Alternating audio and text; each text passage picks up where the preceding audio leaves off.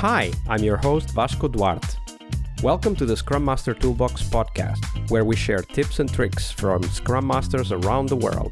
Every day, we bring you inspiring answers to important questions that all Scrum Masters face day after day. Hello everybody, welcome to our Success Thursday. This week we have with us from Denmark, Rasmus Lund Jensen. Hey Rasmus, welcome back.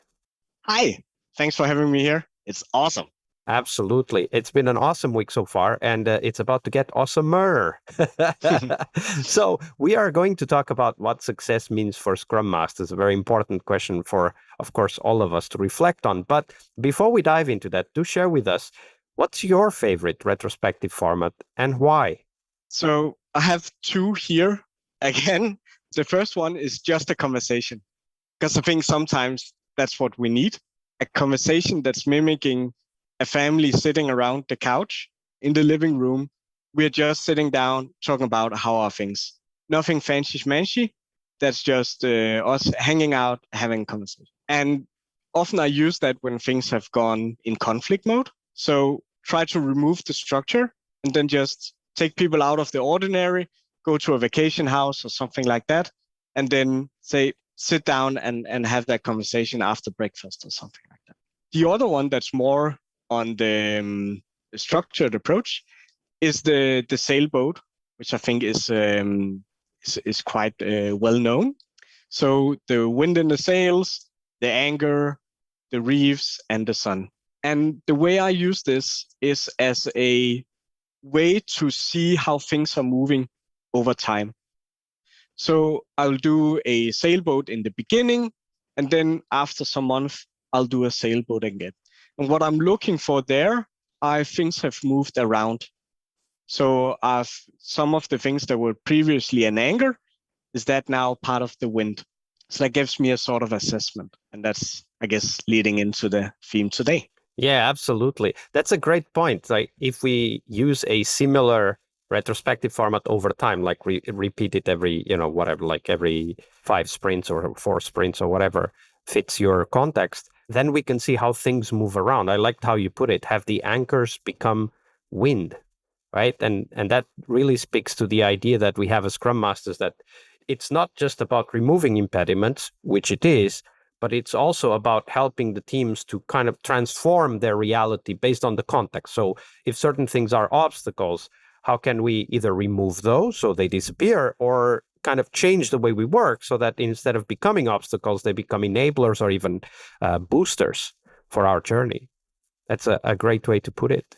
And of course, as you said, that leads into the next question, which is the success question. So share with us, Rasmus, how do you look at success for Scrum Masters?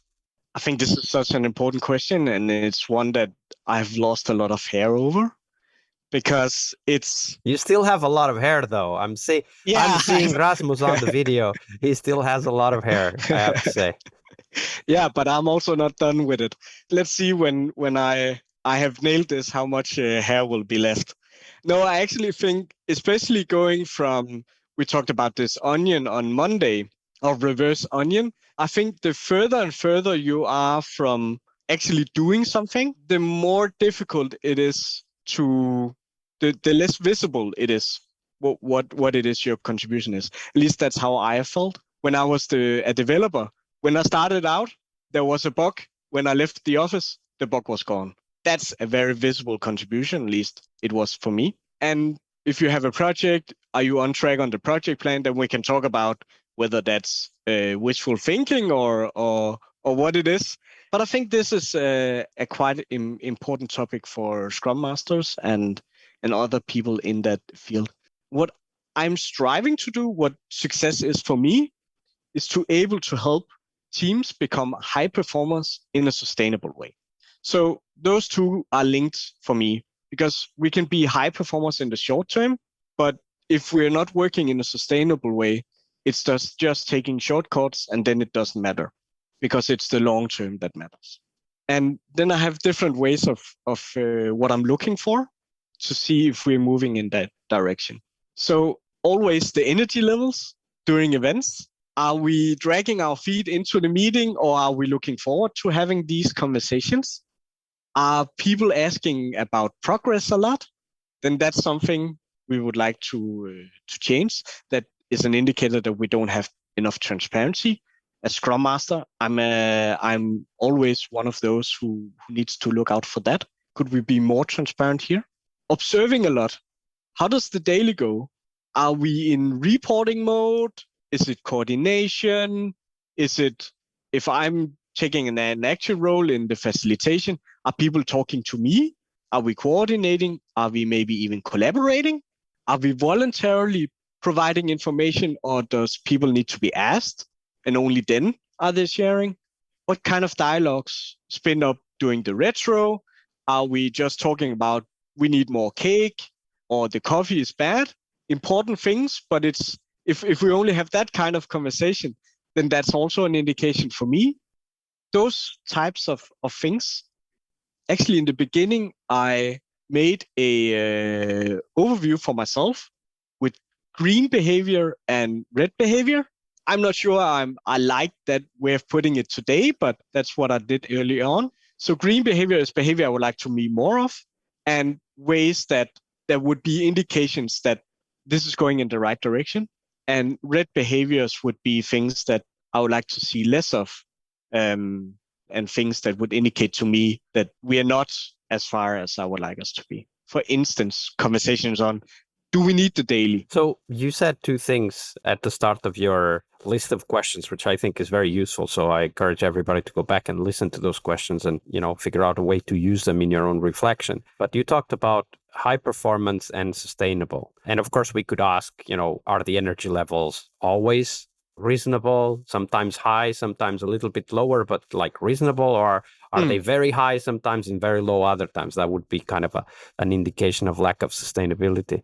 But when it comes to high performance, this is one of the things that, for me, like the way I describe my work is I help teams do things that not even they thought were possible. That's how I try to kind of verbalize what I mean by high performance. It's not about, going the extra mile or jumping extra long or extra high. It's about doing things you never even thought were possible, but now we're doing them, right? Like that kind of perspective. But what is your perspective on high performance when you look at teams and specifically agile teams? So I would like teams to be able to feel like they're not just what they can do themselves. So as individuals, they don't see themselves as, and of course they are an individual, but they are acting as a team, and they are looking out for each other. They have each other in mind. I had one team member at one point saying that he couldn't imagine himself working outside of a team. So to me, those are some of the indications that what is being done is working really well. And each member feels like they are doing more than they could do just on their own. That's a great way to put it. Like the sum of the part, or the team is greater than the sum of its parts. I think that's a great way to put it. Thank you for sharing that, Rasmus. You're welcome. Part of a successful Scrum Master job is to help the product owner. Tomorrow we explore that critical role in Scrum, the product owner role. Tune in to learn about product owner anti-patterns, what you can do to help the product owner, and a real-life example of what a great product owner is and what made it so. Tomorrow on our Friday Product Owner episode. See you tomorrow. We really hope you liked our show. And if you did, why not rate this podcast on Stitcher or iTunes? Share this podcast and let other Scrum Masters know about this valuable resource for their work. Remember that sharing is caring.